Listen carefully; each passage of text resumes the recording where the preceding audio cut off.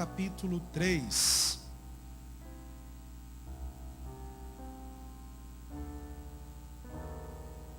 Eu vou ler o verso 13 ao verso 17. Diz assim, Mateus 3, do 13 ao 17. Por este tempo, dirigiu-se Jesus da Galiléia para o Jordão, a fim de que João o batizasse. Ele, porém, o dissuadia, dizendo, eu é que preciso ser batizado por ti, e tu vens a mim? Mas Jesus lhe respondeu, deixa por enquanto, porque assim nos convém cumprir toda a justiça. Então ele o admitiu. Batizado Jesus, logo saiu da água, e eis que se lhe abriram os céus, e viu o Espírito de Deus descendo como pomba, vindo sobre ele. E eis uma voz dos céus que dizia, este é o meu Filho amado, em quem me comprazo. Amém. Que Deus abençoe a palavra dele no nosso coração. Tome o seu assento.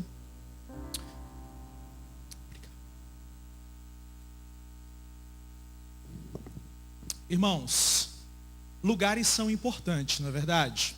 Todos nós temos algum lugar especial na nossa memória. Eu tenho alguns lugares especiais assim na minha memória, principalmente longe da minha querida Minas Gerais. Há 2 anos, sempre me lembro de lugares importantes para mim em Minas Gerais. O bairro onde eu, por exemplo, passei a minha infância e a minha adolescência. Às vezes a minha imaginação, a minha mente me leva às lembranças e eu posso percorrer cada uma daquelas ruas. Lembrar de coisas tão bonitas que eu vivi na minha infância e na minha adolescência ali. Eu sei que você também deve ter algum lugar importante na sua memória. Algum lugar que te marcou, seja positivo ou negativamente. Eu espero que hajam mais lugares que marcaram você positivamente do que lugares que marcaram você negativamente. Graças a Deus, na minha história é assim. Existem mais lugares na minha lembrança que me marcaram positivamente do que lugares que me marcaram negativamente. O bairro da minha infância, da minha adolescência, o lugar onde eu conheci a minha esposa, a praça, o banco da praça, eu me lembro de detalhes do banco da praça onde eu assentei ao lado da minha esposa, pedi para namorar com ela, e mal dei tempo assim dela dizer um sim para dar um beijo nela. Mal esperei ela dizer sim para dar um beijo nela. Ainda bem que ela disse sim, louvado seja Deus. Lugares são importantes. Lugares são muito importantes. E eu gostaria hoje, meus irmãos, de com você fazer uma viagem até um lugar importante na Bíblia Sagrada, o Rio Jordão. O Rio Jordão foi palco de eventos tão interessantes. Quantas viagens, quantas pessoas atravessando as margens do Jordão de um lado para o outro. Quantas batalhas foram travadas próximo ao Rio Jordão, travessias milagrosas, Deus provendo, Deus abrindo aquelas águas para o povo dele, quanta coisa linda. Mas um evento em especial aconteceu no Jordão, e eu gostaria que nós aprendêssemos as margens do Jordão com esse evento. E esse evento foi o batismo de Jesus. Então hoje eu gostaria que nós aprendêssemos um pouco sobre lições do reino de Deus às margens do Jordão. Nessa hora, nesse texto, nós estamos fazendo companhia a João Batista. João Batista foi anunciado pelo profeta Isaías, aquele que iria antes do Messias, anunciando a chegada do Messias, aquele que dizia Isaías, segundo ele, que era a voz que clamava no deserto, preparando os caminhos do Senhor, endireitando, aplainando os caminhos pelos quais o Messias Jesus Cristo haveria de passar. João Batista. E Mateus capítulo 3 começa com João Batista pregando no deserto, dizendo assim: arrependei-vos, pois está próximo o reino dos céus. E esse é o cenário de Mateus no capítulo 3. João Batista pregando no deserto. E no momento em que João Batista está pregando no deserto, as pessoas que ouviam a mensagem de João Batista, as pessoas que sabiam que não estavam vivendo uma vida de acordo com os princípios de Deus, essas pessoas se arrependiam, essas pessoas diziam assim: nós precisamos mudar de vida. E para sinalizar essa mudança de vida, essas pessoas se submetiam ao batismo de João Batista. João batizava essas pessoas para que todo mundo que estivesse ali naquela região, próximo ao Rio Jordão, olhasse e dissesse assim: aquele ali quer viver uma vida nova. Aquele ali quer viver uma vida dentro dos propósitos de Deus. Era assim que estava acontecendo, até que um dia, aquele que havia sido anunciado por João Batista, o Messias, o filho de Davi, ele chegou lá para ser batizado também. E é nesse momento do texto que nós estamos, em Mateus, no capítulo 13. E nós temos, basicamente, irmãos, 3 lições do reino de Deus para aprender às margens do Jordão, olhando para o batismo de Jesus. Diz assim o texto em Mateus, capítulo 13. Capítulo 3, verso 13. Diz assim: por este tempo, dirigiu-se Jesus da Galiléia para o Jordão, a fim de que João o batizasse. João Batista, acostumado a batizar pecadores, pessoas que estavam vivendo uma vida completamente errada, completamente equivocada, olha para Jesus. E ele diz assim: Jesus, verso 14, eu é que preciso ser batizado pelo Senhor, e o Senhor é que vem a mim para que eu o batize? A primeira lição do reino que nós aprendemos à margem do Jordão, esse lugar onde eu e você estamos agora olhando para o batismo de Jesus. A primeira lição do reino que nós aprendemos é a necessidade de vivermos uma vida constantemente marcada pelo arrependimento. Arrependimento. Qual foi a última vez que você se arrependeu? Qual foi a última vez, meu irmão, minha irmã, que eu e você dissemos assim: eu preciso repensar as minhas atitudes? O Jordão era lugar de arrependimento. Estavam ali pessoas que perceberam a necessidade de viver uma vida diferente. Linderson, mas eu sou crente. Eu já me converti. Linderson, já tenho tantos anos de igreja. Eu sou um fiel frequentador das reuniões, dos cultos. Eu participo de todas as ceias. Linderson, por que arrependimento? Eu já me arrependi. Eu já me arrependi dos meus pecados no dia em que levantei a minha mão e vim à frente chorando, em lágrimas, e entregar o meu coração e a minha vida a Jesus. Eu já me arrependi naquele dia. Sim. Só que arrependimento, querido irmão, querida irmã, precisa ser, na nossa vida, uma prática constante, diária. Todos os dias, eu e você, somos desafiados a parar às margens do Rio Jordão, olhar para aquela fila de gente, para aquele monte de pessoas que descobriram que precisam viver uma vida diferente, pararmos à margem do Jordão e avaliarmos a nossa conduta, a nossa caminhada. Muitas vezes, nós passamos anos, meses, enfim, vivendo os mesmos problemas, simplesmente porque não investimos alguns minutos ou algumas horas que sejam para avaliarmos as nossas atitudes e os nossos pensamentos. Ah, meus irmãos, a maneira como nós estaremos daqui a 20 anos pode ser prevista a partir da maneira como nós estamos hoje. Se você quiser saber como você estará daqui a 20 anos, reflita um pouco sobre como você está hoje. E se você verificar alguma coisa errada na sua caminhada e na sua conduta hoje, aproveite para se arrepender hoje, porque senão daqui a 20 anos nós estaremos colhendo frutos errados de atitudes de hoje, simplesmente porque não paramos, avaliamos e não nos arrependemos dos equívocos que estamos cometendo. Nós precisamos urgentemente, enquanto igreja de Cristo, abrir a palavra de Cristo, abrir as Escrituras, o Evangelho de Jesus e submeter a nossa conduta, a nossa vida, os nossos pensamentos, os nossos sentimentos ao crivo dessa Escritura. Nós precisamos orar a igreja, enquanto discípulos de Jesus, e dizer assim: Senhor, sonda o meu coração. Como disse o salmista no Salmo 139. Senhor, sonda o meu coração e conhece-me. Vê se há em mim algum caminho mau.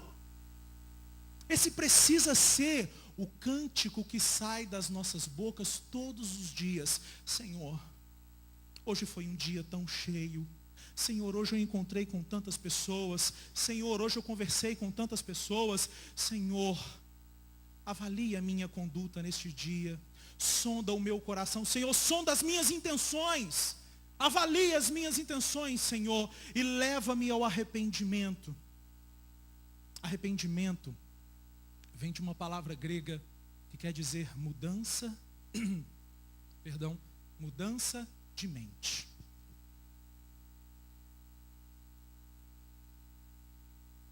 Quando nós falamos, igreja, em mudança de mente, nós não estamos falando que o nosso cérebro, que a nossa mente vai ser mudada. Alguém vai arrancar de dentro de nós. Quando nós falamos em mudança de mente, em arrependimento, que é o primeiro chamado, a primeira lição que nós aprendemos às margens do Jordão, quando nós falamos em mudança de mente, nós falamos no seguinte: eu e você agimos com base em valores e em ideias que nós temos, que nós carregamos.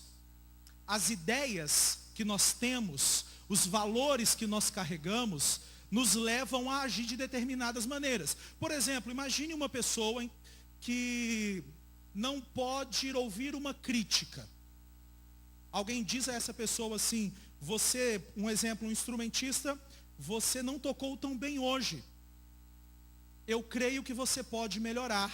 Aí de repente esse irmão que toca um instrumento ficou muito bravo, ficou muito chateado e saiu daqui da igreja e ligou para o maestro dizendo assim: eu não toco mais nessa banda, eu não vou tocar mais esse instrumento, fica todo mundo me reparando, ninguém me perdoa, as pessoas aqui só querem me aniquilar, as pessoas querem me matar, querem falar mal de mim. Gente, apenas porque alguém fez uma avaliação da maneira como ele tocou o instrumento. Mas na cabeça dele, crítica é igual a destruição. Na verdade, crítica não precisa ser igual a destruição. Aquela pessoa que vem avaliar, que vem dizer assim: eu creio que você poderia fazer melhor, essa pessoa não necessariamente está querendo destruir esse irmão, mas na cabeça dele, crítica é igual a isso. Se este irmão não reavaliar esse pensamento, se este irmão, que é o nosso exemplo, não reavaliar essa ideia, ele vai passar o resto da vida dele sendo muitas vezes um instrumentista medíocre, que poderia estar tocando de maneira muito melhor para o Senhor, mas não está. Por quê? Porque não parou para avaliar e dizer assim: poxa vida, todo mundo que vem me criticar, eu brigo com essa pessoa, eu xingo essa pessoa. Será que eu estou certo? Será que é assim mesmo? Será que eu não preciso que alguém avalie o meu desempenho para que eu possa melhorar? Quantos de nós aqui, queridos irmãos e irmãs, não carregamos na nossa mente ideias, valores, que muitas vezes nos impedem de crescer? Quantos de nós estamos lutando há anos contra o mesmo pecado, contra as mesmas manias? Quantos de nós aqui talvez não estejamos lutando há tantos anos contra a inveja? Quantos de nós talvez aqui não estejamos lutando há tantos anos contra o instinto de agressividade? Quantos de nós aqui talvez não estejamos lutando contra o instinto para fofocar, para criticar de maneira perversa? Quantos de nós talvez não estejamos lutando aqui há tantos anos contra a ganância? E nós achamos que isso está ligado somente aos nossos gestos e às nossas atitudes, mas está ligado à nossa mente. E arrependimento é isso, mudança de mente. Antes, Senhor, eu achava que a maneira que eu pensava é que era a melhor maneira. Antes eu fazia questão, Senhor, de ver o mundo por meio dos meus olhos. Mas agora, Senhor, eu quero estar junto contigo no Jordão, vendo a necessidade de mudar a minha mente, vendo a necessidade, Senhor, de aprender a enxergar o mundo não com os meus olhos, aprender a julgar o mundo não por meio dos meus valores familiares, não por meio da minha cultura, mas por meio do Evangelho, Senhor. Senhor, eu quero ver o mundo como o Senhor vê. Senhor, eu quero olhar para as pessoas como o Senhor olha. Senhor, eu quero lidar com o dinheiro como o Senhor lidaria. Senhor, eu quero tocar um instrumento como o Senhor tocaria. Senhor, eu quero trabalhar naquela empresa como o Senhor trabalharia. Portanto, Deus, eu me arrependo da minha maneira errada de pensar e quero viver uma vida nova, porque eu quero viver uma vida à luz do reino de Deus. E veja bem, queridos irmãos, olha que interessante. Pessoas chegaram para João Batista. Pessoas chegaram para João Batista e disseram assim para João Batista: olha, nós somos filhos de Abraão. Nós não precisamos de arrependimento. Nós somos filhos de Abraão. Os fariseus religiosos da época disseram para João Batista. João Batista virou para eles e disse assim: vejam bem, não fiquem aí dentro do coração de vocês, da mente de vocês, dizendo assim: não, nós somos filhos de Abraão. Sabe por quê? Porque até dessas pedras Deus pode fazer filhos de Abraão. Vão e produzam, pois, frutos dignos de arrependimento. Na minha vida, meu irmão, na sua vida, na nossa trajetória, nós precisamos mostrar para as pessoas que constantemente Deus está trabalhando na nossa maneira de pensar, que constantemente o Senhor está mudando a nossa mente, que constantemente nós estamos aprendendo coisas novas com Jesus. Coisas novas com Jesus. Uma das coisas que mais chama a atenção dos nossos vizinhos para Cristo, sabe o que é? Eles olharem para nós e verem assim: poxa vida, mas o Linderson se comportou assim a vida inteira. Mas eu sempre escutei gritos lá da casa dele. Mas ele sempre teve a fama de ser mão de vaca, como diz por aí, né? Ele sempre teve a fama de ser um homem duro. Ele sempre teve a fama de ser aquele homem que anda assim a quilômetros da esposa dele. Ele sempre teve a fama de ser um homem rígido demais com os filhos. Por que agora ele está elogiando a mulher dele na frente de todo mundo? Não, mas por que agora ele está sendo tão liberal em ajudar a vizinhança? Por que agora ele é tão gentil? É porque Deus mudou a mente dele. Colocou nele a mente de Cristo. Porque ele decidiu parar, avaliar e se arrepender de suas atitudes erradas, dos seus padrões errados. Então que eu e você sejamos conhecidos na nossa vizinhança, não como pessoas que nunca mudam, não como pessoas que, como diz aquela canção, né? Eu nasci assim, eu cresci assim e vou ser sempre assim. E vou morrer desse jeito aqui. Não, que nós sejamos conhecidos nessa cidade. Que nós sejamos conhecidos no nosso trabalho. Que nós sejamos conhecidos na nossa vizinhança como o povo que, quando Deus quer mudar a mente dele, Deus muda a mente desse povo. Que nós sejamos conhecidos não como o povo que faz questão de manter os seus pensamentos, mas como o povo que faz questão de reproduzir os pensamentos de Cristo. Avalie a sua conduta. Avalie a sua conduta. O primeiro convite, meus queridos irmãos, ou a primeira lição, lá no Jordão, que nós aprendemos essa noite, é a necessidade de arrependimento constante. Constantemente avalie-se. constantemente avalie-se. Mas nós, prosseguindo no texto, lá no Jordão, às margens do Rio Jordão, nós olhamos aquela fila de pecadores que queriam ser batizadas por João Batista. João Batista já tinha dito que haveria um que viria, que era muito maior que ele. E diz João Batista que este que viria, batizaria com o Espírito Santo e com fogo. E João Batista disse que João Batista não era digno nem de desatar as sandálias dos pés dele. Mas de repente, João Batista olha, e naquela fila onde só haviam pecadores, agora quem está ali, queridos irmãos? O próprio. Aquele que batizaria com o Espírito Santo e com fogo, na fila com pecadores. Com certeza, irmãos, se eu e vocês estivéssemos no lugar de João Batista, nós agiríamos do mesmo jeito. Jesus, para tudo. Jesus, não, por favor, Senhor. Esse aí não é o seu lugar. O Senhor não é um pecador, e realmente não era. Jesus, por favor, saia dessa fila. As pessoas vão falar mal de você. Como que você vai ficar nessa fila com pecadores? Nós é que precisamos ser batizados pelo Senhor. Nós é que somos pecadores, não o Senhor. Jesus, saia dessa fila, por favor. E aí Jesus Cristo vira assim e fala assim: João, é necessário que se cumpra toda a justiça. Vai ser assim, João, você vai me batizar. Queridos irmãos, a segunda lição do reino, que nós aprendemos ali às margens do Jordão, é que depois de nos arrependermos dos nossos pecados, de avaliarmos a nossa conduta, a nossa caminhada, nós precisamos sempre de Jesus sendo solidário a mim e a você.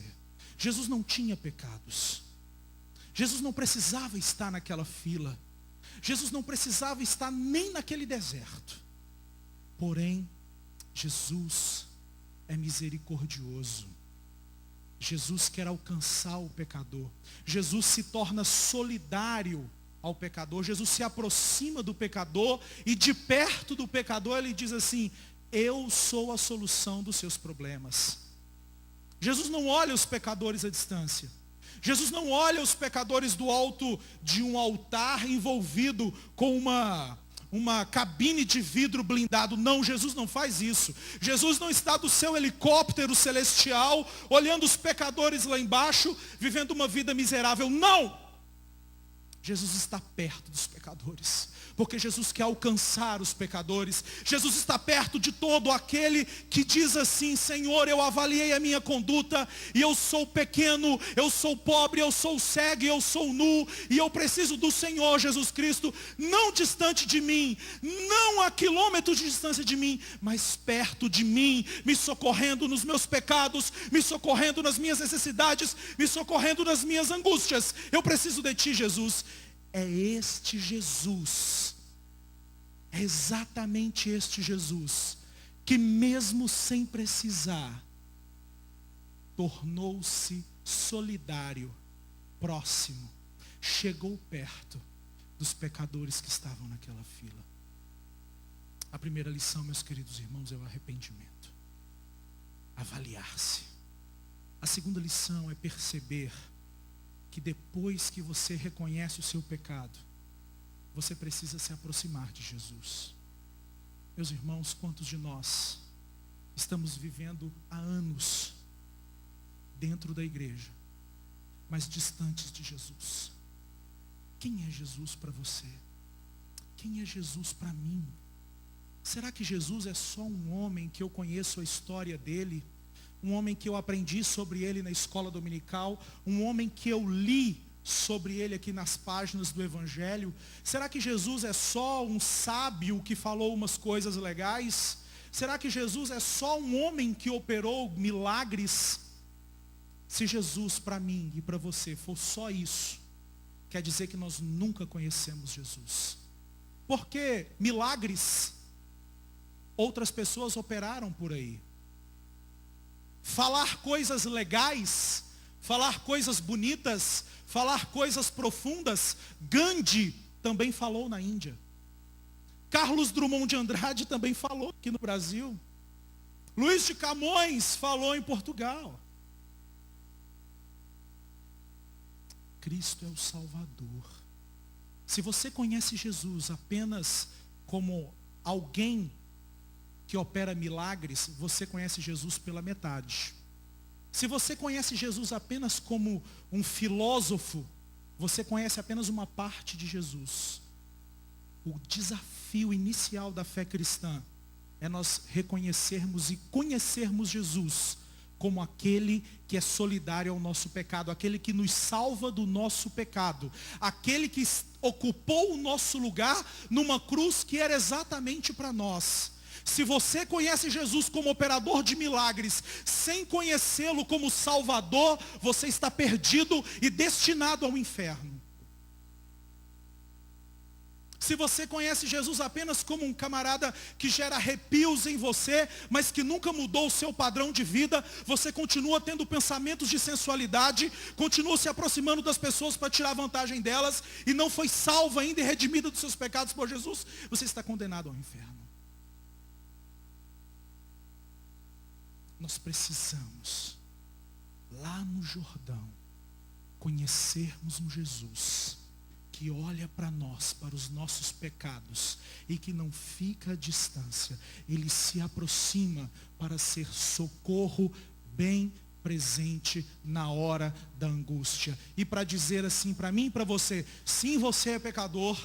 Sim, você precisa mudar de vida. Sim, você está completamente errado nas suas atitudes, mas eu perdoo os seus pecados.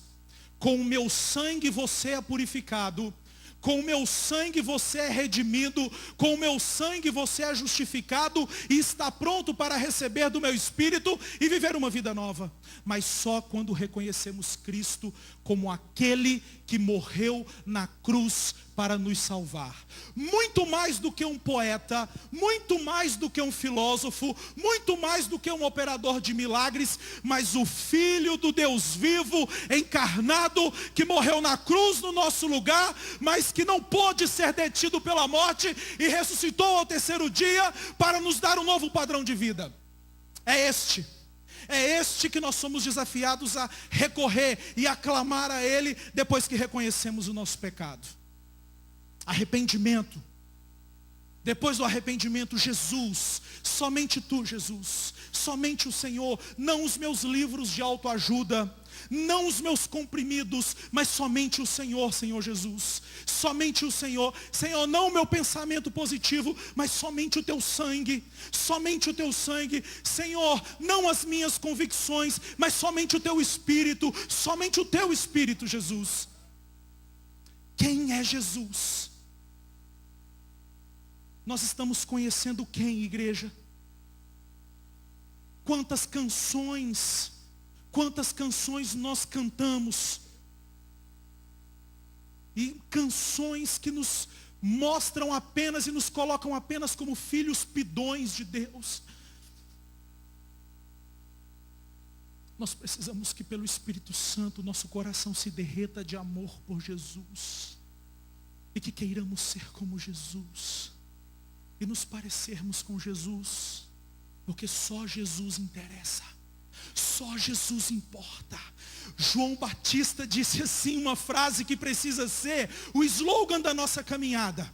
Alguém disse assim, João, ele está batizando lá, você está preso e ele está batizando. Importa que eu diminua e que ele cresça. Importa que eu diminua e que ele cresça. Importa que eu diminua e que ele cresça.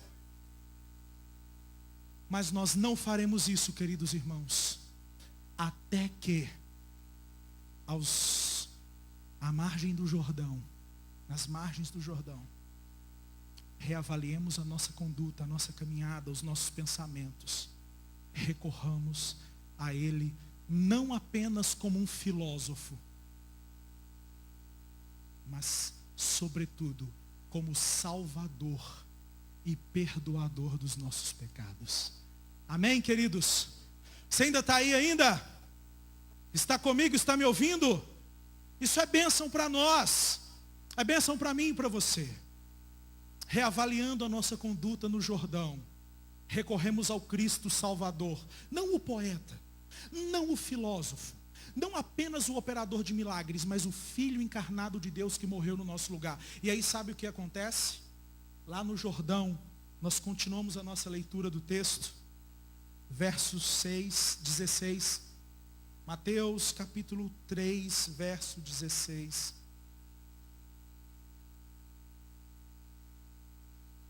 Batizado Jesus, saiu logo da água, e eis que se lhe abriram os céus, e viu o Espírito de Deus descendo como pomba vindo sobre ele. Verso 17. E eis uma voz dos céus que dizia: este é o meu Filho amado, em quem me comprazo. Avaliamos a nossa conduta, submetemos o nosso coração e o nosso pensamento ao Senhor. Vimos que precisamos de mudança.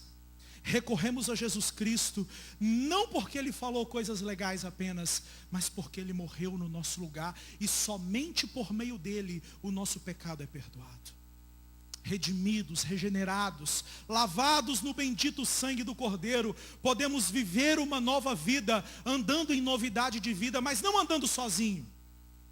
Escutando as margens do rio Jordão, os céus se abrirem, e a presença santa do Espírito de Deus, que nos trazia do Pai uma mensagem: este é o meu Filho amado, em quem me comprazo. Meus irmãos, a vida no reino de Deus é uma vida vivida com base no amor. Nós vivemos dias de tanto egoísmo, queridos. Nós vivemos dias de tanto isolamento. Nós vivemos dias em que os valores que nos são transmitidos pela televisão, pelos jornais, pelo rádio, pelas músicas, esses valores nos tornam cada vez mais tão egoístas. Nos tornam cada vez mais tão interessados em nosso próprio interesse. Esses valores estão tão distantes do amor de Deus. Jesus Cristo disse lá no Evangelho de João, capítulo 13, verso 35, assim: e nisso conhecereis todos que são os meus discípulos, se vos amardes uns aos outros. Lá no Jordão nós aprendemos sobre a necessidade de arrependimento. Lá no Jordão nós aprendemos sobre a urgência que nós temos de ter Jesus nos salvando, redimindo dos nossos pecados. Mas lá no Jordão também nós aprendemos que a vida no reino de Deus é uma vida que segue não as leis do capitalismo. É uma vida que segue não as leis da mídia, não os ditames da moda, não os ditames do consumismo, mas os ditames do amor. O amor. O amor. Amados, quantos de nós estamos há tanto tempo sem desfrutar da presença amorosa do Senhor? No seu relacionamento com Deus, me permita fazer essa pergunta. No seu relacionamento diário com o Senhor, no seu momento de devoção, de oração individual, você consegue se sentir amado? Tantas pessoas estão vivendo uma vida cristã que nunca sentiu o gosto do amor de Deus.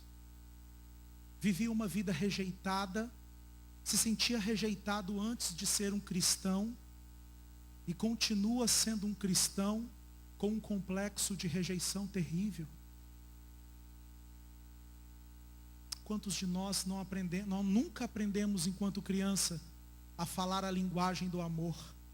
Crescemos, nos convertemos, estamos na igreja e continuamos sem saber falar a linguagem do amor. Queridos, eu quero lhes dar uma dica e algo que sempre me abençoa muito. Todos os dias pela manhã, todos os dias, eu não sei se você acorda com o despertador, eu não sei se você acorda sozinho, mas enfim, que ao acordar, você invista segundos pelo menos, se lembrando de uma coisa: o Pai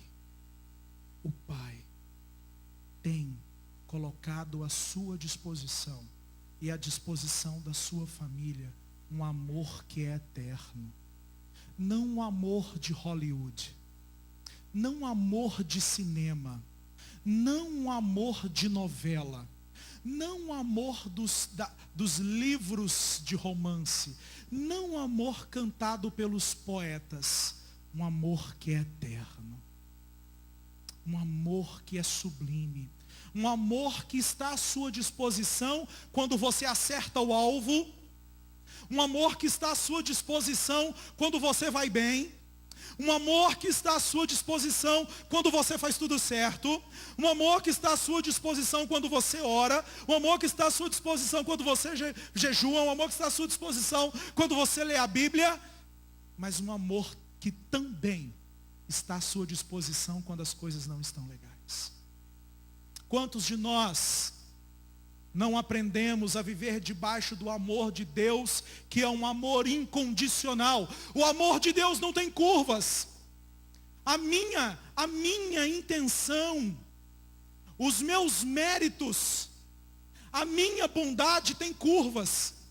Tem dia que eu estou muito bem e tem dia que eu estou muito mal. Ou o contrário, tem dias que eu estou muito bem lá em cima, mas tem dias que eu estou muito mal. O amor de Deus não faz curvas. O amor de Deus é perene. O amor de Deus é constante. O amor de Deus não muda. O amor de Deus não sofre variações, tanto quanto a sua pessoa não sofre nenhuma variação. Viver na plenitude do amor de Deus é uma dádiva. Peça ao Senhor, querido irmão, peça ao Senhor para te mostrar o que é o amor dele. Peça ao Senhor para te mostrar o que é ser amado. E você vai ver que sim, vale a pena ir ao Jordão, reconhecer os nossos pecados e nos arrependermos. Sim, vale a pena ir ao Jordão, clamar a Jesus e dizer assim: Jesus, salva-me, perdoa-me, redime-me dos meus pecados. Sim, Jesus, eu aceito viver debaixo da afirmativa de amor do Pai. Amém, queridos? Podemos nos colocar de pé?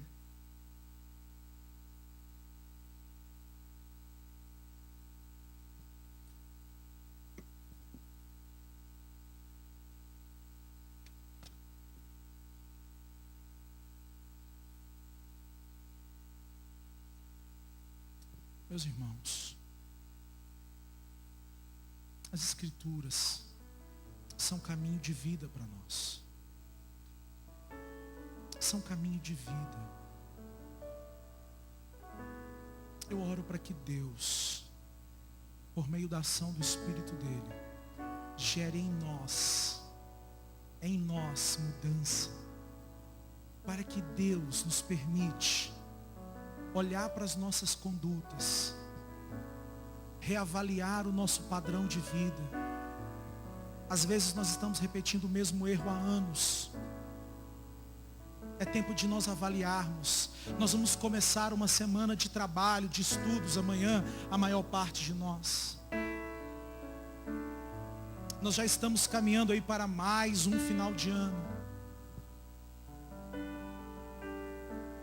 É tempo de reavaliarmos a nossa conduta.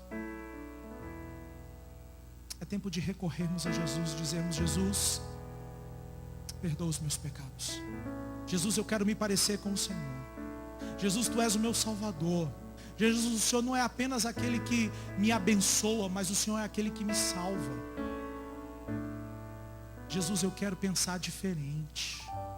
Jesus, eu estou há anos lutando contra esses pensamentos, Jesus.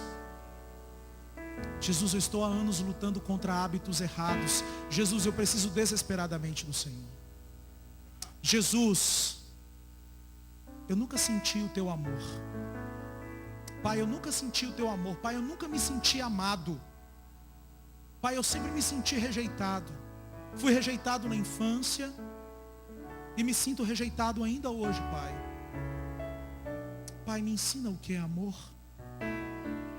Pai, eu preciso aprender o que é amor. Eu quero ir ao Jordão e escutar a voz de amor do Pai. E eu quero, Pai, ser amado por Ti como o filho é. Senhor, eu quero aprender. Eu quero viver uma vida diferente e nova. Senhor, eu sou barro nas Tuas mãos. Eu sou vaso de barro nas Tuas mãos. Senhor, eu sou vaso de barro nas Tuas mãos, pronto para ser moldado, pronto para ser transformado, pronto para viver em novidade de vida. Senhor, eu sou vaso de barro. Eu gostaria de orar. Nós vamos orar, queridos. Se algum irmão quiser vir à frente, se você precisa rever alguns pontos da sua vida, se você precisa, não, Linderson, olha, eu tenho coisas na minha vida que eu preciso rever alguns pensamentos. Se você precisa recorrer a Jesus como Salvador da sua vida, perdoador dos seus pecados, vem à frente. Se você precisa perceber o amor do Pai. Se você, Linderson, eu não consigo me sentir amado. Linderson, eu não consigo me sentir amado. Tantas vezes o meu coração é duro, está frio. Eu até venho à igreja, Linderson, eu até tento. Linderson, eu já tentei abandonar aqueles hábitos. Eu já tentei com as minhas forças, Linderson, mas eu não consigo. Linderson, eu preciso de Jesus. Linderson, eu sempre conheci Jesus como um poeta, como um filósofo. Eu sempre conheci Jesus como tantas coisas, mas agora eu quero conhecê-lo como perdoador dos meus pecados. Linderson, eu quero amar Jesus desesperadamente. Eu quero amar Jesus ardentemente. Linderson, é isso que eu quero. Linderson, eu quero ir ao Jordão e descobrir que eu preciso entrar naquela fila de pecadores e ver Jesus se tornando solidário, ver Jesus se aproximando de mim. Linderson, a fila do Jordão tem que ter um lugar para mim. Nós vamos orar.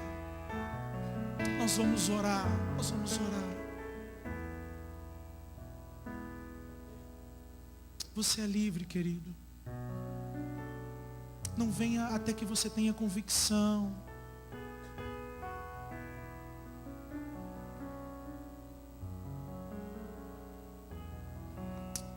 Venha à frente, queridos.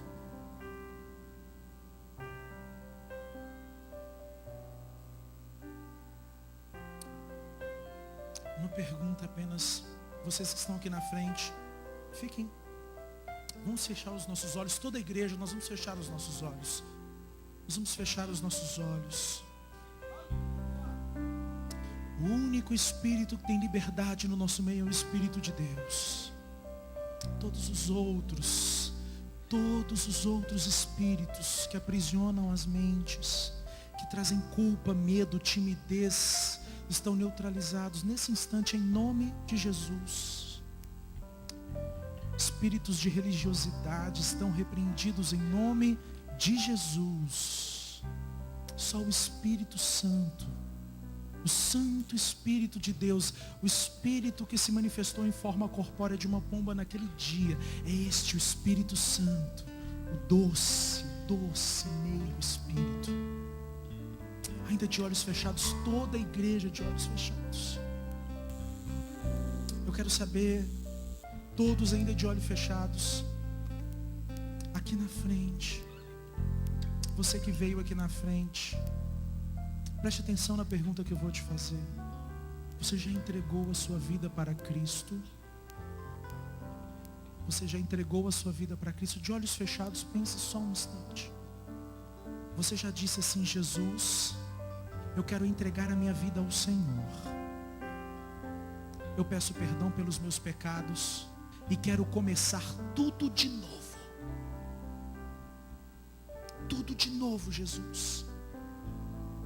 Só Jesus conhece a sua vida. Eu não conheço a sua vida, eu não sei. Mas Cristo quer pegar na sua mão lá naquela fila no Rio Jordão e quer te alcançar. Te fazer viver com base no amor, não na paixão das novelas, o amor incondicional de pai. Se você nunca fez isso, nunca disse isso a Jesus, e veio aqui à sua frente para entregar a sua vida a Jesus, para pedir a Jesus que perdoe os seus pecados e que te leve para uma vida nova, que você quer começar tudo de novo, erga sua mão, só faça um pequeno sinal. Só faça um pequeno sinal. Isso, só um pequeno sinal. Se você quer entregar a sua vida a Jesus, e veio entregar a sua vida a Jesus, faça um pequeno sinal. Ok. Se tem mais alguém ali na nave do templo que quer entregar a sua vida a Cristo, quer começar de novo, quer se entregar a Jesus, que reconhece que é pecador e que precisa do amor de Deus, levante a sua mão. Se tiver alguém ali ainda, levante a sua mão. Amém. Amém. Os irmãos que estão aqui vão, não sei se os irmãos identificaram. Ok? Depois os irmãos vão te procurar e nós vamos orar agora. Ainda de olhos fechados. Nós vamos orar.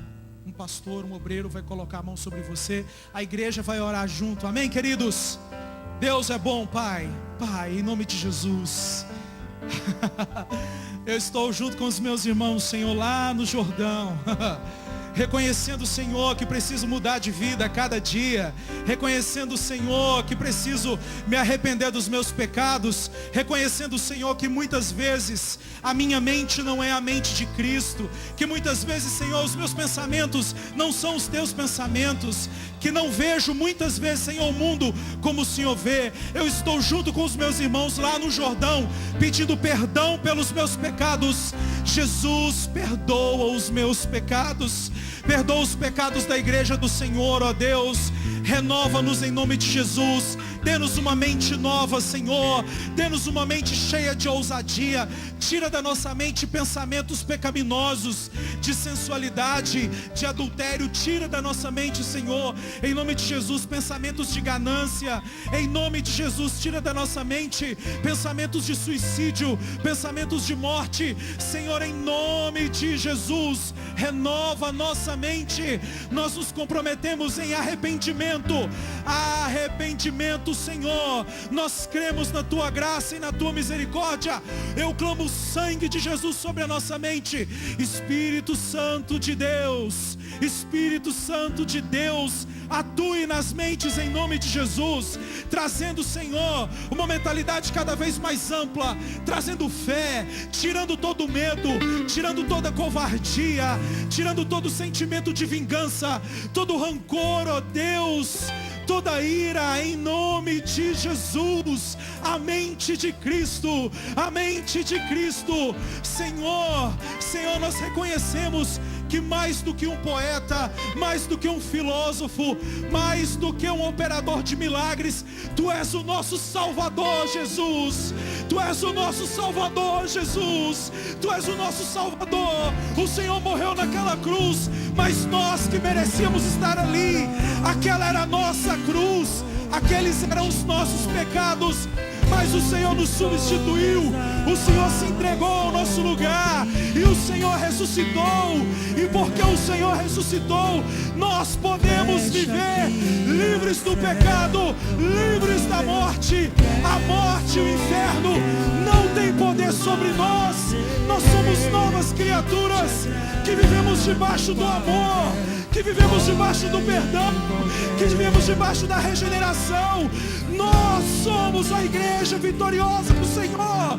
Nós somos a noiva vitoriosa de um Senhor vitorioso. E assim nós queremos viver, e assim nós vamos viver. A nossa família vai viver assim, os nossos filhos. Aleluia! A igreja vitoriosa de um Deus vitorioso. A igreja vitoriosa de um Deus vitorioso. Aplauda o Senhor. Aplauda o Senhor.